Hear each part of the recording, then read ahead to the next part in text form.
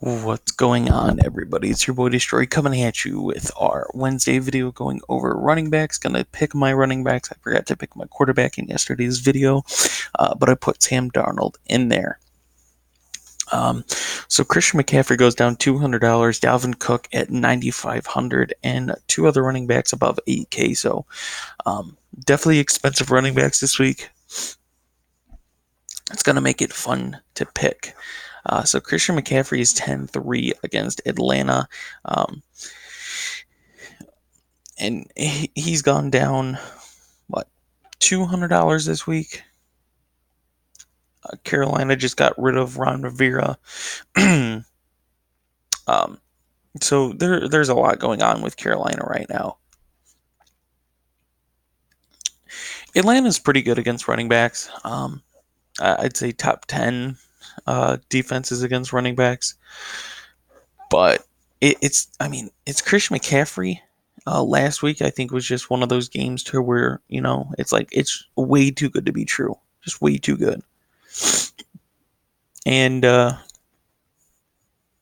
I mean, you look at it, he only had 44 rushing yards, which I think was the main issue there. I mean, receiving wise, did, you know, basically average 7 receptions, 58 yards. He just didn't get a touchdown last week at all.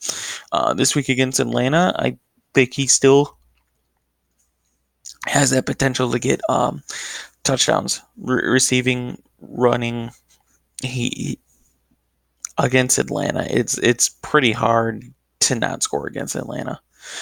Dalvin Cook, if he's healthy, I really like here against Detroit, especially if you look at injuries for Minnesota. If they're still without Thielen, then Dalvin Cook at 9,500. Really, really good play there. Detroit, one of the worst rushing defenses in the league, allowed a combined 18 touchdowns to running back, give out over 1,800 yards between rushing and receiving. So, yeah, Dalvin Cook is one of those guys that's just going to continuously get points. Derrick Henry against Oakland. I'm fine with playing Derrick Henry. Derrick Henry, I think, has exceeded a lot of people's expectations coming in this year. Oakland, a team that gives up 13 combined touchdowns, a little under 1,600 yards combined. But Tennessee is just with Ryan and Tannehill, they are just a complete different team. I mean, he's had the last three games with over 100 yards.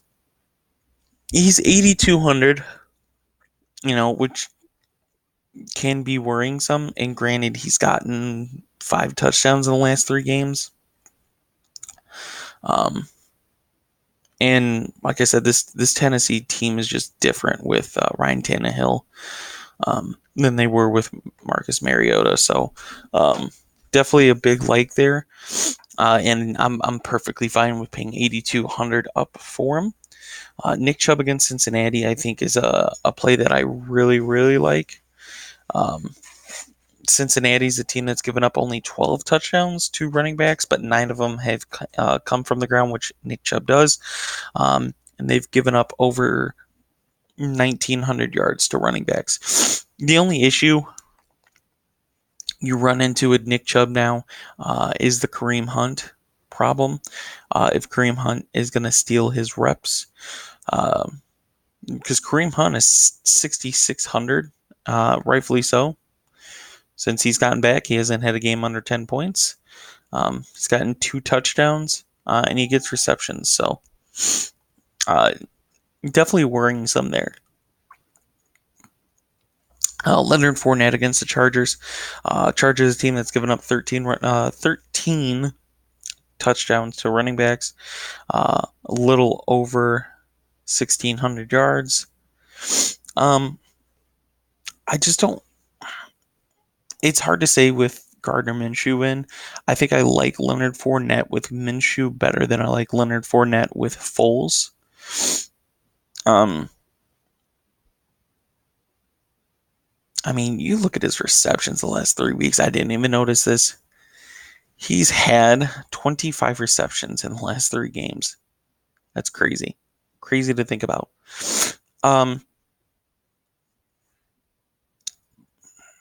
I'd probably rather go Derrick Henry here over Leonard Fournette, though. I think Derrick Henry's getting a lot of interest for me, especially being at Oakland.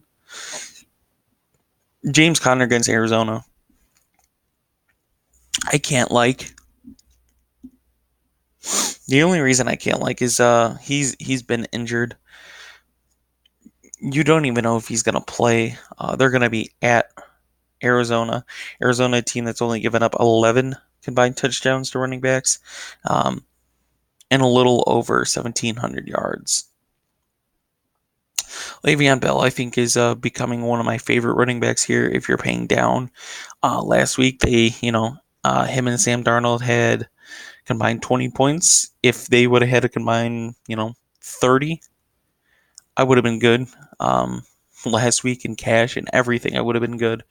Um, but the game script is really good again. They're going to be at home. They're facing Miami. And Miami's actually been competing, so teams have had to compete right back.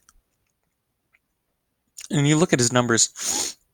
Le'Veon Bell used to be top 3 running back in the league. He has yet to put up a 100-yard rushing game, and everyone's worried about his reps getting stolen. But I think I'm going to go Darnold Bell again this week. I think so.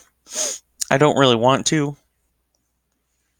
after they lost me money last week, but man, I mean, it's hard to not go against Miami. Miami team 12 touchdowns to running backs, um, but very, very, very close to almost 2,000 combined yards to running backs. Right below him is Kamara, surprisingly at 7K. Ooh, sorry. Um, the thing about playing Kamara is definitely an elite running back. This year he's been hurt. Drew Brees has been hurt, so that whole that whole offense, besides Michael Thomas, has been all over the place. But San Francisco's only given up 1,300 combined yards to running backs and only 3 touchdowns, and those are coming from the run. Latavius Murray has stolen some of those touchdowns lately. So I'm not playing Kamara. Aaron Jones, I think, is really interesting here at 6,700 against Washington. They're going to be home. Washington's only given up 9 touchdowns to running backs, and a little over 1,800 yards.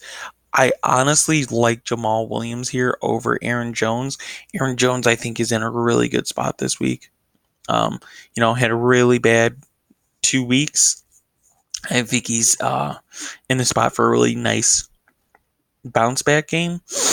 He's somebody that's put up 2 40-plus point games, which is crazy. It's just for me, I like Jamal Williams, especially a lot cheaper Jamal Williams down here at 4,800. The reason I like Jamal Williams, especially if he's healthy, is he gets receptions, he gets targets, he gets those receiving yards. He doesn't get the touchdowns as much. That's where Aaron Jones comes in, but I like Jamal Williams way more than I like Aaron Jones this week. Not saying Aaron Jones isn't a good play, because he's a really good play, especially 6,700. Really good play there. We talked about Kareem Hunt, Josh Jacobs against Tennessee. I don't really know. I've been with Josh Jacobs all year. I like him. Tennessee's just pretty average defense. 11 touchdowns to running backs. A little under 1,600 yards. Oakland's home. It's just Oakland hasn't looked good. They really haven't lately. Josh Jacobs, just only had a few really elite games this year. And I just think there's better options at running backs this year than Josh Jacobs. Yeah, I can't really commit to Josh Jacobs right now unless I see something else happen. Melvin Gordon and Austin Eckler.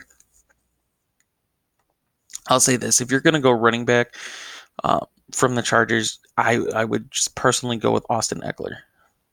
I personally would.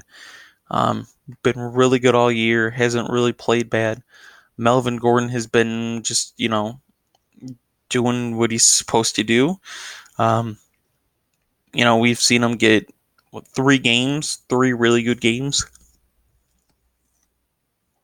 this year, but I just like Eckler. I do. His receptions, he can easily go in the backfield and run the ball.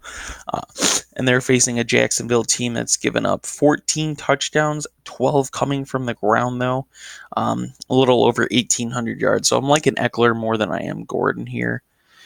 Snell, I don't have interest in unless the injuries with Pittsburgh.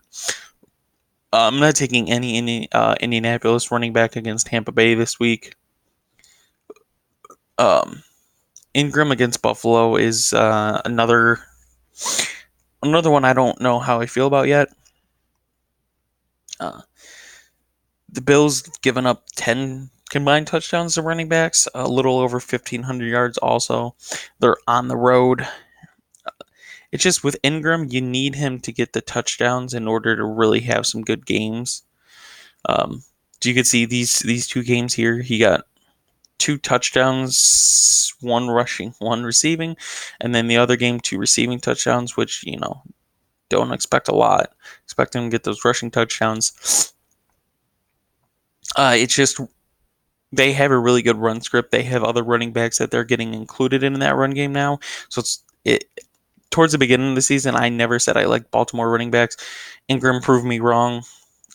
And the only reason I didn't is because how they used their running backs last year. They used 3 different running backs, and it was hard to see anybody from Baltimore's running backs besides Lamar Jackson, who's their quarterback, was good for rushing yards. So this game, Buffalo, not that great of a rush defense. Way better at passing, but it's just hard to take Ingram. Like I said, he just needs touchdowns in order to really hit his value. Joe Mixon against Cleveland is not somebody that I really, really like here. Cleveland's only given up 9 touchdowns, 1,500 yards. Joe Mixon just hasn't done like anything. His name has not stood out at all this season. Devin Singletary, someone I've been on huge this year, but I'm not huge on this game against Baltimore. The reason being is Frank Gore is always there to also get reps in if Frank Gore is healthy. Devin Singletary should get receptions, targets in the backfield. Baltimore's defense has just been really, really good, point-wise, yard-wise. And I really just like Baltimore in this game script. Their defense, I think, is going to get those takeaways that Josh Allen used to produce. So I'm just liking Baltimore way too much to commit to a Buffalo player this week. Sony Michel and James White against Kansas City. I am really, really liking James White this week. You saw what he did against Dallas. 0.9 points. Every other game, besides Philly too, got 10 plus points. He's not a touchdown dependent person either. He's gotten 4 touchdowns all year, 3 receiving, 1 rushing. And they always split carries between him, Michelle, and Burkhead. But you look at Sony Michel's numbers, and it's clear who you like more, especially this week against Kansas City. And I'm going to say James White. As of right now, I'm going to put him in my lineup. I really like him. Let's go back to running backs. Really like him. So, against Kansas City, a team that's given up 13 touchdowns and over 2,100 combined yards to running backs, it's hard to get away from that. Really hard. So Devontae Freeman is back against Carolina this week, fully healthy. Last week he played against New Orleans, but it just didn't look like he was himself. I've never personally really liked Devontae Freeman. Granted, they're going against a Carolina team that's given up 19 touchdowns on the ground to running backs and 3 receiving touchdowns. So 22, only given up 1,700 yards though. Man, it's really, really hard to like Devontae Freeman. Just you look at his numbers, it's really hard to like him. Got a really good game script, so I'll have to look at it. They're home. they're out of the playoff contention, so maybe he just gets some of those reps. Philip Lindsay against Houston. Philip Lindsay is pulled away in the running back battle. The only thing I not too keen on, they've only given up 4 rushing touchdowns this year. Granted, they've given up 6 receiving touchdowns and over 740 receiving yards, 1,800 combined yards here. Philip Lindsay is, like I said, pulled away from that race. But statistically, fantasy point wise, you look at his numbers, he's put up 1 touchdown in the last 4 games. And he's had some decent matchups that I think he should have excelled in. Buffalo was one of them where he should have had a really good game. So I'm going to say no on Philip Lindsay for right now against Houston. Like I said, Houston gives up a lot of receiving yards and touchdowns to running backs. But you just look at Philip Lindsay, and 4 is his max this year.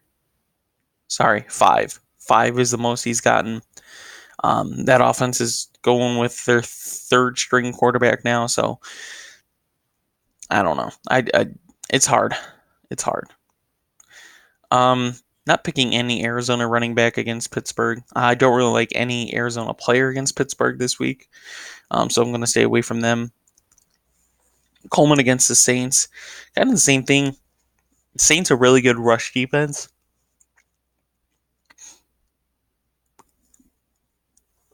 Really good rush defense, and they're on the road this week in a very key game. Both teams have been on fire. This can easily be a very high-scoring game, and San Francisco is known for the run game. But I just personally don't like it. Both teams have really good rushing defenses, so I'm probably going to stay away from both games running backs.